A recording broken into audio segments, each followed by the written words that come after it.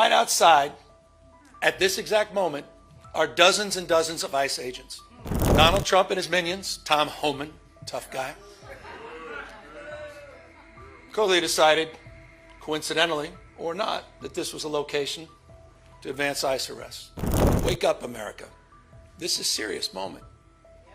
Wake up to what's going on. Wake up to the fear, the anxiety.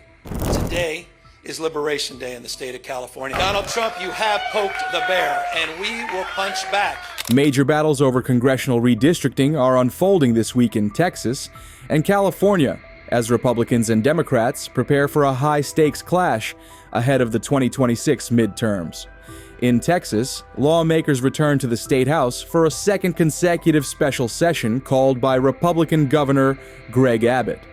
At the top of the agenda is a GOP-crafted redistricting map designed to create up to 5 Republican-leaning congressional districts at the expense of currently Democratic-held seats. Republicans already hold 25 of Texas's 38 House seats, and passage of the new maps would further strengthen their control. U.S. President Donald Trump weighed in on social media, urging lawmakers to pass the map ASAP and thanking Texas for their efforts. Earlier, dozens of Democratic state representatives fled Texas to prevent a quorum, temporarily blocking Republicans from advancing the plan. During the walkout, Republican Governor Greg Abbott and Attorney General Ken Paxton filed lawsuits aimed at removing absent lawmakers, while Republican Texas House Speaker Dustin Burrows issued civil arrest warrants and daily fines. Many Democrats eventually returned to the state capitol, cheered by supporters, but Republicans' 88-62 majority in the House makes passage of the new maps highly likely. Speaker Dustin Burrows emphasized that with a quorum restored, lawmakers were done waiting and ready to take action on redistricting.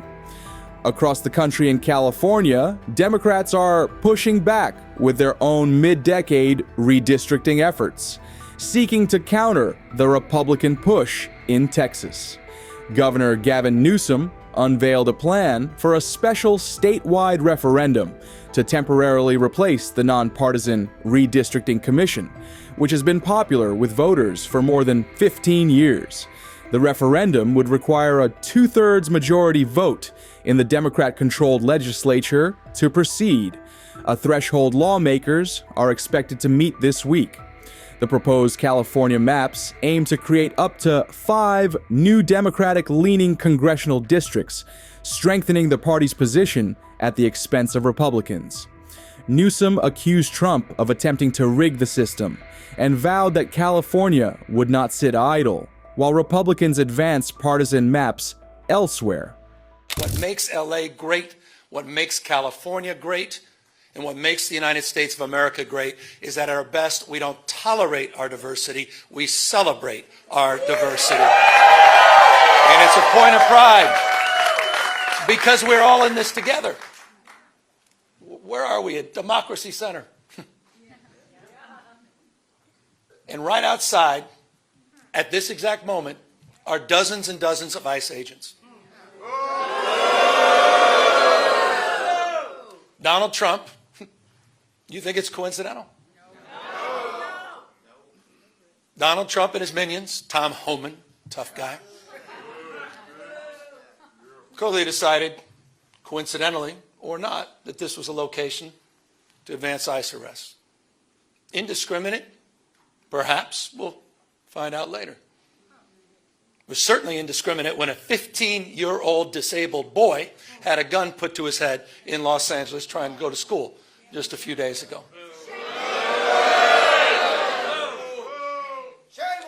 I met with it. I don't need to belabor this, except I want to level set. People are scared. People are fearful. You had a United States Senator that was thrown down to the ground in a federal building. Alex Padilla. J.D. Vance's name is Alex Padilla, not Jose Padilla.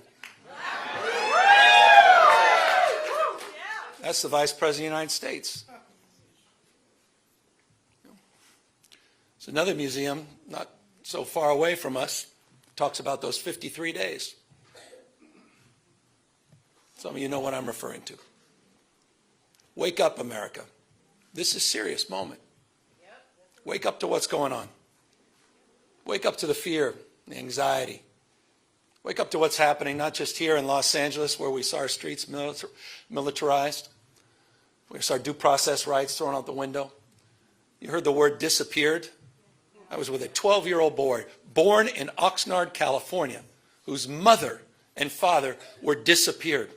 20 years going to the same packing facility every single day. He didn't even know how to get back into his own home, into his own house. Had no brothers and sisters. He has now disappeared in an attempt to find his parents. That's Trump's America. That's the moment we're living in. So these are sober times. And so I'm deeply grateful to all of you for standing up and for being here today. I'm grateful for all the elected officials that are here, members of Congress, not just our 2 U.S. senators, to members of the California legislature for having the courage of their convictions, for standing tall and standing firm, to recognize today is Liberation Day in the state of California. And as Senator Schiff said, Donald Trump, you have poked the bear, and we will punch back. Here's the good thing about California, folks. We're the size of 21 state populations combined. We're the 4th largest economy in the world. We're not a small, isolated state. I know they say don't mess with Texas. Well, don't mess with the great Golden State. And so we're here with our state of mind, with the clarity of our purpose and conviction, to recognize that we need to reconcile the world we're living in. We do have agency. We're not bystanders in this world. We can shape the future, and that's what we intend to do today. We're here because Donald Trump, on January 6th, tried to light democracy on fire, tried to wreck this country, tried to steal an election, as Alex just said, by trying to dial in for 11, almost 12,000 votes. And here we are in open and plain sight before one vote is cast in the 2026 midterm election.